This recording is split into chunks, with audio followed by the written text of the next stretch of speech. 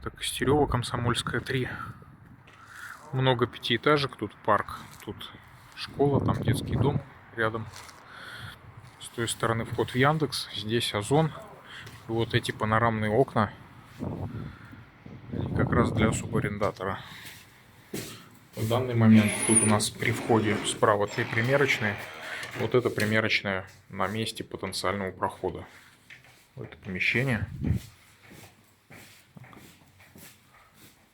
Вот примерно вот так, даже побольше. Вот это пространство. И выход.